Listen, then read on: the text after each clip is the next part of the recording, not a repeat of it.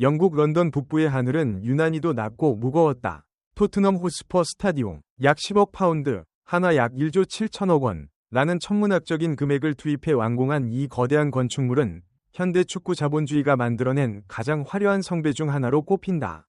62.850명을 수용할 수 있는 이 최첨단 경기장은 불과 얼마 전까지만 해도 유럽 챔피언스리그의 창가가 울려 퍼지고 세계 최고의 스타들이 잔디 위를 누비던 곳이었다. 하지만 지금 이 화려한 극장에는 전례 없는 공포가 엄습하고 있다. 바로 강등이라는 단어다. 영국의 주요 언론인 스카이 스포츠와 BBC, 그리고 가디언은 일제히 토트넘의 강등 시나리오를 헤드라인으로 다루기 시작했다. 단순한 자극적인 보도가 아니다. 최근 8경기에서 단 1승도 거두지 못한 채 승점 드롭을 반복하고 있는 토트넘의 성적표는 수치적으로 이미 강등권 사투의 한복판에 있음을 증명하고 있다. 프리미어리그, EPL, 출범 이후 단 한 번도 2부 리그로 떨어져 본 적 없는 이 자존심 강한 북런던의 거인이 이제는 하부리그의 터주대감들을 안방으로 맞이해야 할지도 모르는 비극적 기로에 서 있다. 상상해보라. 6만 명을 수용할 수 있는 최첨단 경기장에서 EFL 챔피언십, 2부 리그 위 팀들이 경기를 치르는 장면을 말이다. 만약 강등이 현실화된다면 토트넘은 하부리그 역사상 가장 크고 아름다운 홈구장을 가진 클럽이라는 웃지 못할 불명예스러운 기록을 세우게 된다. 1만 명에서 3만 명 규모의 아담한 경기장에 익숙한 2부 리그 팀들에게 토트넘 원정은 마치 신세계에서의 축제와 같겠지만 토트넘 팬들에게는 매 순간이 고문이자 수치심의 현장이 될 것이다. 불과 1년 전 유로파리그 우승 트로피를 들어 올리며 구단 역사에 새로운 페이지를 장식했던 순간을 기억하는가? 유럽 대항전 우승팀은 보통 그 기세를 몰아 다음 시즌 챔피언스리그에서 경쟁하며 스쿼드를 강화하고 상금과 명성을 쌓는 것이 일반적인 흐름이다. 세비야나 아틀레티코 마드리드처럼 트로피를 기점으로 구단의 체급을 올리는 케이스가 압도적이다. 하지만 토트넘은 이 모든 베네핏을 스스로 걷어찼다. 아니, 정확히 말하면 팀의 심장이자 엔진이었던 손흥민이라는 거대한 존재를 잃은 뒤 구단 전체의 시스템이 도미노처럼 무너져 내렸다. 현지 중계진은 경기가 끝날 때마다 침통한 표정으로 이렇게 말한다. 이것은 우리가 알던 토트넘이 아니다. 선수들은 경기장에서 조깅을 하고 있고 팬들의 눈에는 분노조차 사라진 채 허망함만 남았다. 6만석이 거대한 침묵. 그 침묵은 토트넘이 처한 현실을 가장 적나라하게 보여주는 지표다. 한때 아시아의 왕이자 토트넘의 상징이었던 7번이 떠난 자리에는 그 어떤 값비싼 영입생도 채우지 못한 거대한 구멍이 생겼고 그 구멍 사이로 강등이라는 차가운 바닷물이 스며들고 있다. 이제 토트넘은 선택해야 한다. 남은 경기에서 기적적인 반등을 꾀할 것인가? 아니면 프리미어리그의 역사에서 잠시 퇴장하는 비극의 주인공이 될 것인가? 임시감독으로 부임한 투도르 앞에는 우승컵보다 더 무거운 숙제, 즉 생존이라는 이름의 족쇄가 채워져 있다. 과연 이 거대한 거함은 침몰을 막을 수 있을까? 북런던의 밤은 그 어느 때보다 길고 어둡다. 유럽 축구 역사상 전례를 찾아보기 힘든 기이한 현상이 지금 토트넘 호스퍼 스타디움에서 벌어지고 있다. 불과 한 시즌 전 토트넘은 유로파리그 결승전에서 승리하며 마침내 무관의 사슬을 끊어내고 우승 트로피를 들어올렸다. 그날 밤 런던의 거리는 토트넘의 화이트와 블루로 물들었고 팬들은 이제야말로 진정한 빅클럽으로 거듭날 시간이라며 환호했다. 하지만 그 환희의 기억이 채 가시기도 전에 토트넘은 자국 리그에서 강등을 걱정해야 하는 처참한 나락으로 떨어졌다. 유럽 대항전 우승팀이 다음 시즌 리그에서 고전하는 경우는 종종 있지만 이토록 철저하게 붕괴한 사례는 사실상 전무하다. 일반적으로 유로파리그나 챔피언스리그 우승은 구단의 막대한 상금과 명성을 안겨준다. 이는 곧 더 나은 선수의 영입과 기존 핵심 전력의 유지로 이어지며 팀의 체급 자체가 한 단계 상승하는 계기가 된다. 세비야, 아틀레티코 마드리드, 심지어 과거의 첼시나 리버풀조차 우승 이후 리그 성적이 상승 곡선을 그리는 것이 자연스러운 현상이었다. 그러나 토트넘은 이 모든 우승 베네핏을 누리기는커녕 오히려 독이 든 성배를 마신 것처럼 비틀거리고 있다. 전문가들은 이 비극의 시작점을 시스템의 완전한 붕괴에서 찾는다. 토트넘은 유로파 우승 이후 감독이 교체되었고 팀의 전술적 기틀이었던 주포 손흥민을 잃었다. 수많은 선수를 새롭게 영입하며 천문학적인 자금을 쏟아부었지만 그들은 손흥민이 지난 수년간 기록했던 압도적인 스탯과 경기 영향력을 단 10%도 대체하지 못했다. 챔피언스리그에 출전하는 팀이 바로 다음 시즌에 2부 리그 강등 위기에 처한 이 비현실적인 상황은 단순히 운이 없어서가 아니라 구단 운영 시스템의 근본적인 결함에서 기인한 것이다.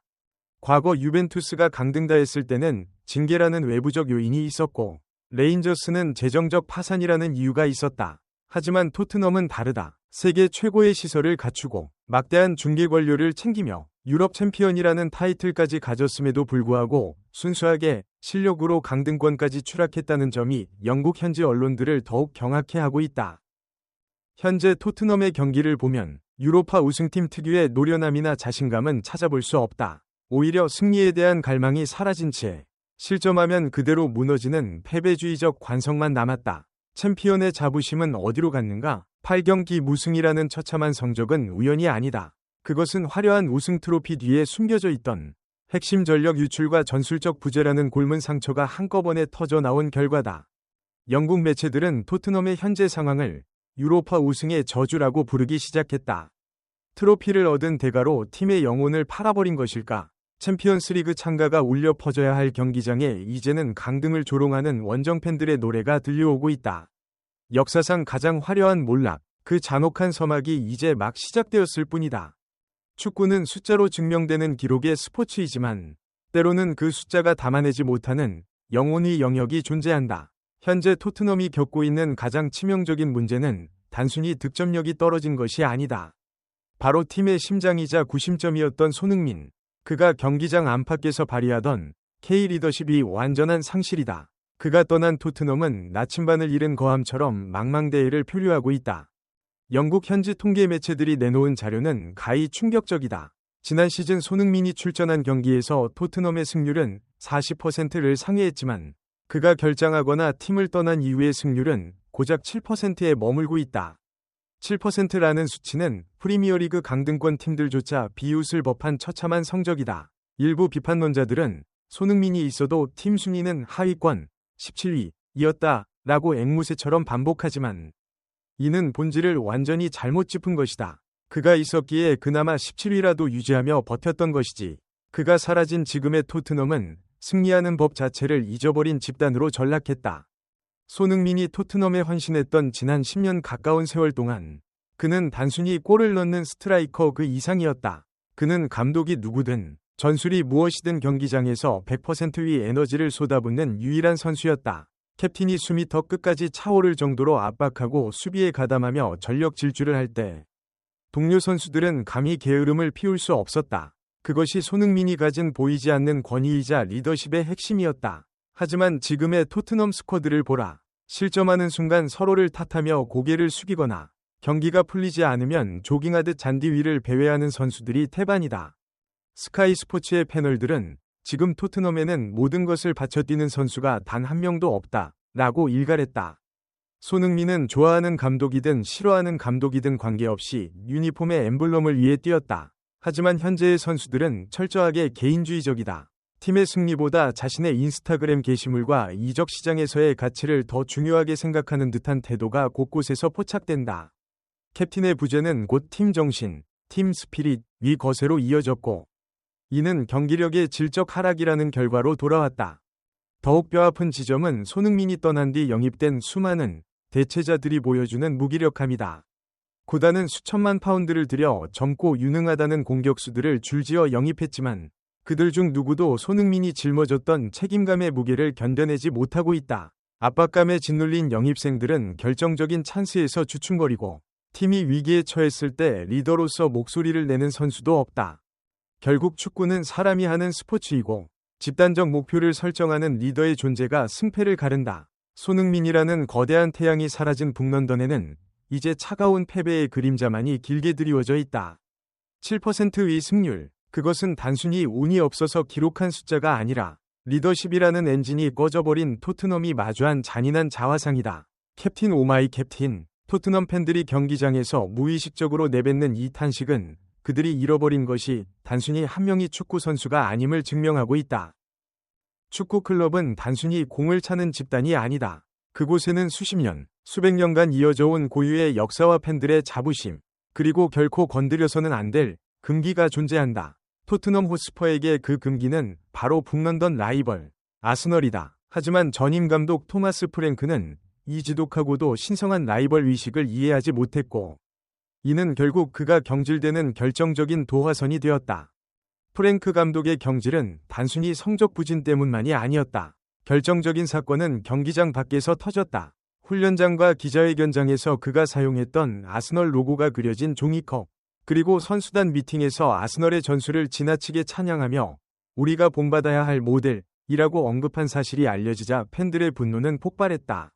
토트넘 팬들에게 빨간색은 단순한 색깔이 아니라 적군의 상징이다. 아스널의 로고가 박힌 물건을 클럽 내부에서 사용하는 것은 토트넘의 정체성을 뿌리째 흔드는 배신행위와 다름없었다. 이후 인터넷에는 프랭크 감독과 아스널을 합성한 사진들이 급속도로 퍼졌고, 그는 북런던의 배신자라는 프레임에 갇히게 되었다. 하지만 더 심각한 문제는 선수단 내부의 반발이었다. 토트넘 선수들에게 아스널 DNA를 주입한 주체는 다름 아닌 손흥민이었다. 그는 얀 베르통원으로부터 물려받은 토트넘의 전통, 즉 아스널에게는 절대 질 수 없으며 그들의 문화에 동화되어서도 안 된다는 정신을 후배들에게 강조해왔다. 손흥민은 토트넘을 떠난 지금까지도 빨간색 아이템을 피할 정도로 클럽에 대한 충성심이 확고한 인물이다. 이런 상황에서 프랭크 감독이 아스널의 강함을 전파하고 그들을 예찬하는 태도를 보였으니 손흥민 체제에서 자라온 선수들이 그를 신뢰할 리 만무했다. 영국 언론 보도에 따르면 일부 베테랑 선수들은 프랭크의 미팅 방식에 노골적인 불만을 표시했으며, 이는 경기장 안에서의 태업에 가까운 무기력한 플레이로 이어졌다. 감독은 클럽의 문화적 뿌리를 흔들었고 선수들과 팬 사이의 연결고리는 완전히 끊어져 버렸다. 스카이 스포츠의 출연진들은 이 현상을 두고 감독이 팀의 정체성을 이해하지 못할 때 발생하는 전형적인 재앙이라고 평했다. 축구는 전술만으로 이루어지는 것이 아니다. 팬들이 왜 열광하는지, 이 유니폼이 가진 무게가 무엇인지 모르는 리더는 결코 선수들의 심장을 뜨겁게 만들 수 없다. 프랭크 감독은 아스널이라는 금기를 건드림으로써 스스로 고립을 자초했고, 결국 미스터 토트넘, 손흥민이 심어놓은 자부심의 벽에 부딪혀 무너졌다. 결국 흔들리는 클럽의 성적 하락은 예견된 결과였다. 팬들은 감독을 향해 야유를 퍼부었고, 선수들은 더 이상 감독을 위해 한 발 더 뛰려 하지 않았다. 토트넘이라는 구단의 유일한 문화적 뿌리이자 자존심인 파도 아스널, 정신을 망각한 대가는 너무나 가혹했다. 이제 토트넘은 깨진 유리 파편처럼 흩어진 팀의 자부심을 다시 이어붙여야 하는 절망적인 숙제를 안게 되었다. 리더의 입에서 나오는 말 한마디는 때로 전술판 위의 화살표보다 강력한 힘을 가진다. 하지만 토마스 프랭크 감독이 토트넘의 지휘봉을 잡고 처음으로 가졌던 기자회견은 희망이 아닌 절망의 서막이었다. 그는 확실한 것 하나는 우리는 앞으로 경기에서 질 것이라는 점이다. 라는 파격적인 발언을 내뱉었다. 현실적인 분석이라는 변명 뒤에 숨은 이 패배주의적 선언은 토트넘이라는 거함의 엔진에 스스로 모래를 뿌린 격이었다. 감독이 대외적으로 패배를 기정사실화할 때 드레싱룸 내부의 공기는 급격히 차갑게 식어버린다. 손흥민이 캡틴으로 활동하던 시절 토트넘의 라커룸은 비록 전력이 열세일지라도 우리는 하나로 뭉쳐서 이길 수 있다. 는 긍정적인 에너지와 투지로 가득 찼다. 손흥민은 경기 전 선수들의 눈을 맞추며 모든 에너지를 쏟아부을 것을 독려했고, 그 에너지는 전염병처럼 퍼져나갔다. 하지만 프랭크 감독의 지나치게 솔직한 발언들은 선수들에게 저도 어쩔 수 없다 는 도피처를 마련해주고 말았다. 영국 현지 전문가들은 최근 토트넘 선수들의 움직임을 조깅이라고 비하한다. 통계 데이터에 따르면 토트넘 선수들의 경기당 활동량과 고강도 스프린트 횟수는 지난 시즌 대비 20% 이상 급감했다. 이는 체력의 문제가 아니라 명백한 동기부여의 결여다. 선수들은 더 이상 감독의 철학에 동조하지 않으며 경기장 위에서 자신을 희생할 이유를 찾지 못하고 있다. 어차피 질 경기라면 왜 죽기 살기로 뛰어야 하는가? 라는 의문이 선수들의 머릿속을 지배하기 시작한 것이다. 특히 부상 복구 속도와 관련된 흥미로운 분석도 제기되었다. 과거 토트넘 선수들은 팀에 헌신하고 싶은 마음이 클 때 예상보다 빠른 시점에 치료대를 박차고 복귀하는 모습을 보여주곤 했다. 하지만 현재 토트넘의 메디컬 룸은 만원이다. 가벼운 타박상조차 장기 결장으로 이어지는 기현상이 벌어지고 있으며, 이는 선수들이 현재의 팀 상황으로부터 거리를 두려 한다는 심리적 태업의 증거로 해석되기도 한다. 리샤를리송을 비롯한 일부 선수들이 SNS를 통해 감독에 대한 냉담한 태도를 간접적으로 드러낸 것 역시 같은 맥락이다. 감독이 선수들의 존경을 잃었을 때 전술은 종이 조각에 불과하다. 축구는 11명의 인간이 감정을 공유하며 뛰는 스포츠다. 우리는 질 것이라고 말하는 지휘관을 위해 목숨을 걸고 싸울 병사는 어디에도 없다. 손흥민이 없는 토트넘에서 가장 먼저 사라진 것은 실점 후에 반등하는 힘, 즉 회복 탄력성이었다. 패배주의에 물든 드레싱룸은 이제 작은 파도에도 쉽게 전복되는 종이배가 되어버렸다. 승리에 대한 갈망이 사라진 자리를 메운 것은 공포와 무기력한 뿐이다. 토트넘은 이제 상대팀과 싸우기 전에 자신들의 내면에 깊숙이 뿌리 박힌 패배의 습관과 먼저 싸워야 하는 처절한 상황에 놓였다. 토마스 프랭크가 떠난 혼돈의 자리에 이고르 투도르가 임시 감독으로 부임했다. 축구계에서 독이 든 성배라는 표현은 흔히 쓰이지만 지금의 토트넘 지휘봉만큼 그 표현이 어울리는 자리는 없다. 투도르에게 주어진 미션은 명확하면서도 잔인하다. 구단 역사상 유례없는 강등이라는 재앙을 막아내는 것. 만약 그가 실패한다면 그는 훗날 역사책에 토트넘을 2부 리그로 보낸 감독이라는 주홍글씨가 새겨진 채 평생을 살아가야 한다. 아이러니하게도 투도르의 최근 커리어는 그리 낙관적이지 않다. 그는 이번 시즌 유벤투스에서 공식전 8경기 무승이라는 최악의 성적을 거두고 경질된 전적이 있다. 그런 그가 똑같이 8경기 무승의 늪에 빠진 토트넘의 구원투수로 등판했다는 사실은 토트넘 팬들에게 기대보다는 우려를 자아내고 있다. 실패를 딛고 일어서야 하는 감독과 추락하는 클럽의 만남. 이것은 극적인 반전의 서막일까? 아니면 예정된 침몰의 가속화일까? 영국 언론들은 투도르가 직면한 압박감이 과거 토트넘 감독들이 느꼈던 우승에 대한 압박보다 훨씬 클 것이라고 분석한다. 우승에 실패하는 것은 비난으로 끝나지만 강등에 실패하는 것은 구단의 근간을 파괴하는 일이기 때문이다. 특히 토트넘은 현재 다른 거물급 감독들을 구하기 매우 어려운 상황이다. 강등 위기에 처한 팀에 선뜻 자신의 커리어를 걸 감독은 많지 않기 때문이다. 결국 투도르는 자신의 감독 인생 전부를 건 도박을 시작한 셈이다. 투도르가 가장 먼저 해결해야 할 과제는 무너진 수비 라인과 실종된 승리 DNA를 재건하는 것이다. 그는 유벤투스 시절부터 강력한 카리스마와 규율을 강조하는 스타일로 알려져 있다. 하지만 지금의 토트넘 선수들은 이미 패배주의에 깊게 잠식되어 있다. 단순히 호통을 치고 훈련 강도를 높이는 것만으로는 해결될 수 없는 깊은 골이 존재한다. 그는 전술적인 변화 이전에 선수들의 머릿속에 박힌 우리는 안 된다는 생각을 도려내야 한다. 또한 그는 손흥민의 부재로 인해 파생된 리더십의 공백을 메울 임시 구심점을 찾아야 한다. 경기장에서 선수들을 하나로 묶어줄 누군가가 없다면 투도르의 전술은 그저 허공에 외치는 메아리에 불과할 것이다. 임시감독이라는 신분은 선수 장악력 면에서 태생적인 한계를 갖지만 역설적으로 잃을 것이 없다는 배수의 진을 칠 수 있는 기회이기도 하다. 투도르는 부임 첫 인터뷰에서 조심스럽지만 단호한 어조로 역사를 바꾸러 왔다고 말했다. 그러나 그 역사가 영광의 기록일지 아니면 수치의 기록일지는 오로지 남은 몇 경기에 달려있다. 만약 토트넘이 강등된다면 투도르의 개인 커리어는 종잡을 수 없이 망가질 것이며 다시는 빅클럽의 부름을 받지 못할지도 모른다. 그는 지금 자신의 목숨줄을 쥐고 6만 관중의 차가운 시선 앞에 서 있다. 토트넘의 몰락을 전술과 심리적인 요인으로만 분석하기에는 무언가 부족하다. 스카이 스포츠를 비롯한 영국의 경제 분석 매체들은 토트넘의 부진 뒤에 숨겨진 근본적인 원인 중 하나로 임금 경쟁력의 상실을 꼽는다. 이는 사실 손흥민이 전성기를 누리던 시절부터 끊임없이 제기되어 온 토트넘의 고질적인 레퍼토리다. 짠물 경영으로 유명한 다니엘 레비 회장의 정책은 클럽을 재정적으로 자립시켰을지는 몰라도 경기장 위에서의 경쟁력은 갉아먹고 있었다. 과거 토트넘이 프리미어리그에 빅6로서 위용을 떨칠 수 있었던 배경에는 이른바 복권이라 불리는 기적같은 유망주들의 성장이 있었다. 해리 케인, 델레 알리, 크리스티안 에릭센, 그리고 손흥민으로 이어지는 데스크 라인은 당시 이적시장 가치에 비해 터무니없이 낮은 임금을 받으며 토트넘을 지탱했다. 4명의 월드클래스 재능들이 연달아 터져버린 것은 토트넘 입장에서는 로또 당첨과도 같은 행운이었다. 하지만 그 행운은 영원할 수 없었다.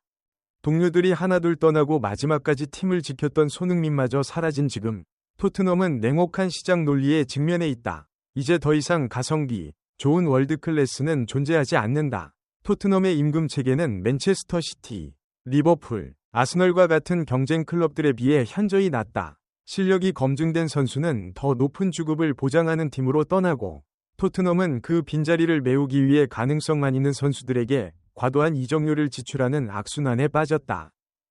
결과적으로 토트넘은 돈은 돈대로 쓰면서도 정작 팀의 중심을 잡아줄 핵심 전력은 보강하지 못하는 매몰 비용의 함정에 빠졌다. 영입된 선수들은 프리미어리그의 빠른 템포와 거친 압박에 적응하지 못하고 있으며, 낮은 주급 체계는 선수들에게 이 팀을 위해 뼈를 깎는 노력을 해야 한다 는 동기를 부여하기에 역부족이다. 한때 데스크라인이 보여줬던 헌신과 유대감은 이제 토트넘에서 찾아볼 수 없는 박물관 속 유물이 되어버렸다. 더욱 뼈아픈 것은 빅마켓 클럽에서 롱런하는 것이 얼마나 어려운 일인지에 대한 망각이다. 손흥민과 케인은 단순히 축구를 잘하는 것을 넘어 구단의 열악한 보상체계 속에서도 묵묵히 팀의 가치를 높여온 상징들이었다. 그들이 떠난 자리를 메우기 위해 영입된 수천만 파운드의 선수들은 그저 직장인으로서의 축구 선수일 뿐, 토트넘의 엠블럼에 자부심을 느끼는 리더가 아니다. 다니엘 레비 회장이 구축한 최첨단 경기장과 훈련시설은 세계 최고 수준이지만 그 안을 채우는 선수들의 질과 정신력은 급격히 하락했다. 6만석의 경기장을 가득 채울 팬들은 최고의 경기를 기대하며 지갑을 열지만, 경기장 위에는 하부리그 강등을 걱정해야 하는 저비용 고효율 정책의 장애들만이 굴러다니고 있다. 토트넘은 이제 인정해야 한다. 기적 같은 유망주들의 헌신에 기대어 연명하던 시대는 끝났으며, 이제는 그에 걸맞은 대가 없이 승리를 얻을 수 없다는 냉혹한 현실을 말이다. 결국 축구라는 드라마의 마지막 장을 장식하는 것은 화려한 기술이나 정교한 전술이 아니다. 그것은 보이지 않는 영역, 즉 멘탈과 집단적 목표라는 인간의 위지다. 토트넘이 겪고 있는 사상 초유의 위기는 단순히 전술적인 실패나 선수들의 기량 저하로만 설명될 수 없다. 그것은 팀 전체가 공유하던 승리에 대한 갈망과 리더십이라는 영혼이 빠져나갔을 때 발생하는 전형적인 공동화 현상이다.